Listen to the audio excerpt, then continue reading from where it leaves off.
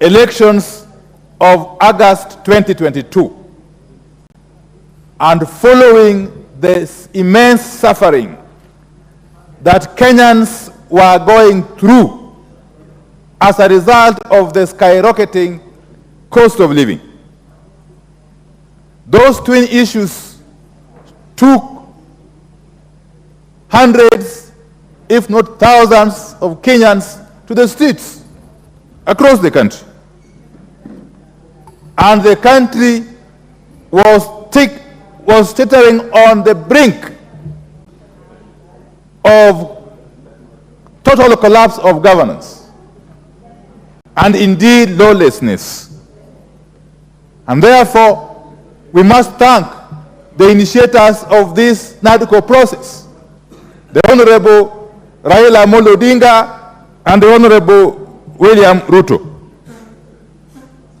We can also not forget to thank immensely President Olusegun Obasanjo for having made efforts to ensure that both parties saw the sense to come to the table. Honorable Speaker,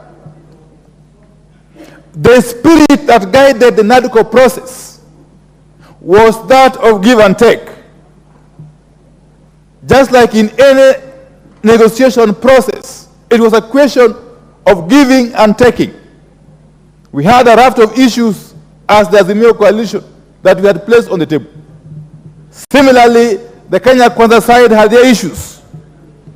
At the end of the day, we were able to harmonize these issues and develop a framework of engagement, which guided our negotiations up to the end. I'm happy that in the face of enormous challenges, in the face of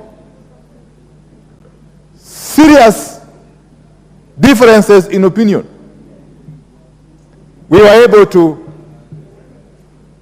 arrive at specific recommendations touching on specific areas or thematic areas, and to condense this in a report, which is the subject of this motion that is before us today.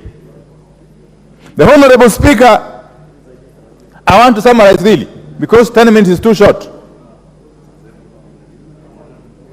Some of the takeaways in the report, without necessarily repeating, are one, the roadmap towards reconstitution of the IEBC. The second one is the governance structure, the governance around political parties and their management. There is the issue of the audit of the elections. We have agreed on this matter to establish within 21 days upon the adoption of this report a panel consisting of 3 persons from each side to develop the terms of reference that will guide this audit process. I want to leave it to that panel to be able to establish these TORs. We must also, of course, talk about the World Development Fund, but more importantly, the matter of the increase of the allocation of the national revenues to the counties from the current minimum 15% to 20%. Those are some of the takeaways. But coming back to the question of the IBC, I keep on saying, time and again, that in this part of the world, the matter of elections is life and death. Believe you me or not. Elections in this country, just like it is in this part of the world, is a matter of life and death. And therefore, the body that is to be charged with the responsibility of managing elections must be like sister's wife, beyond reproach, and must enjoy the confidence of the wider majority of the populace, and indeed must enjoy the confidence of the key players in the electoral process. That is what informed NADCO's recommendation to restructure the IEBC, to restart the process of appointing the IEBC commissioners, and to recommend specific amendments to the Elections Act, to the IEBC Act, and indeed to the Constitution. We in NADCO resolved that never again should the country go back to where it was. Just few weeks or so before the establishment of the NADCO. That never again should we have a situation where an IEBC would be split down the middle at the critical moment of announcing the results of presidential elections. That it was never the intention of the framers of our Constitution, and indeed Kenyans, when they adopted this Constitution in 2010, that a body charged with the onerous responsibility of managing elections would be split in the middle at the critical stage of announcing presidential election results. The raft of recommendations in this report are, among other things, aimed at curing that very, very serious problem that can only be, that has come to be associated with only Kenya. Honorable Speaker. The Honorable Speaker, the issue of the two-third gender principle, the not more than two-third gender principle, has been adequately captured in the report.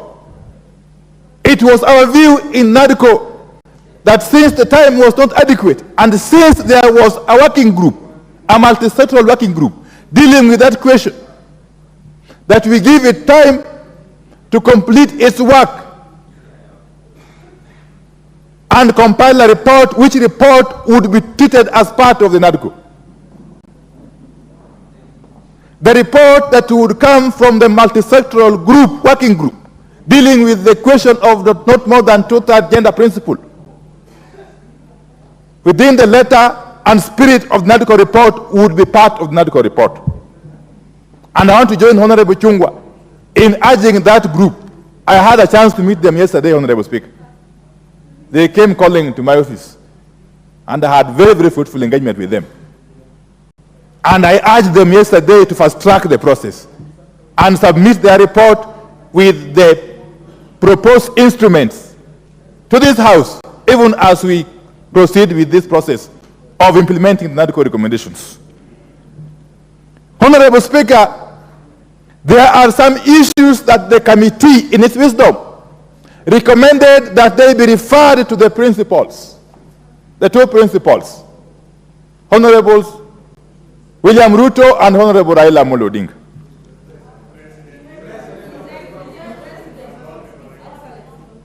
Honorable Speaker,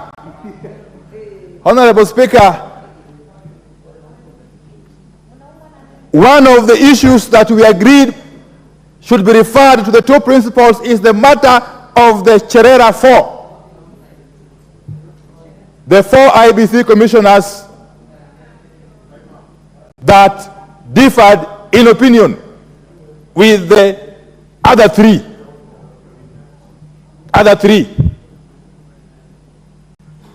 It was in the wisdom of the committee that matter be referred to the two principals to perhaps pursue a settlement outside the court process. We also agreed that on the matter of violence, including violence against the public by the police and police killings, be referred to the principals with a view to forming a system, to establishing a system of undertaking thorough investigations and holding whoever is responsible.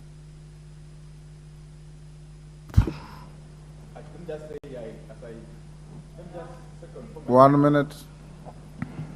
So, Honorable Speaker, in a nutshell, as I conclude, given that the document we are discussing today, the NADCO report, is a negotiated document, is a consensus document.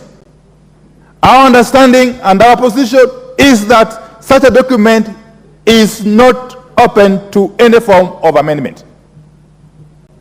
And that principle also applies equally to the attendant instruments, that is the proposed legislative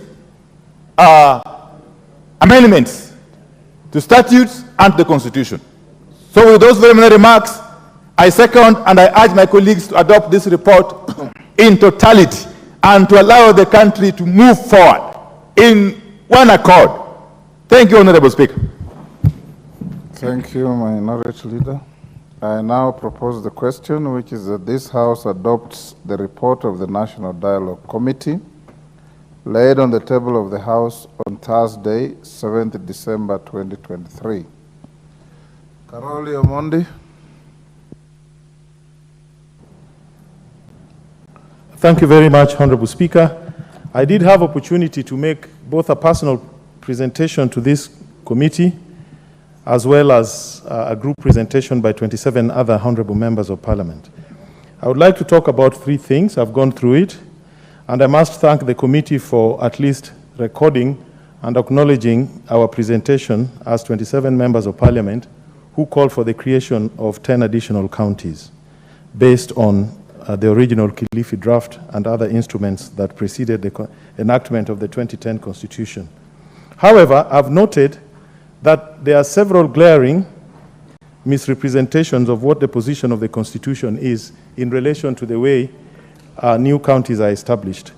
You will agree, Honorable Speaker, that the IEBC has completely no role in the review and delimitation of county boundaries. This is preserved for this National Assembly under Article 188, whereby a resolution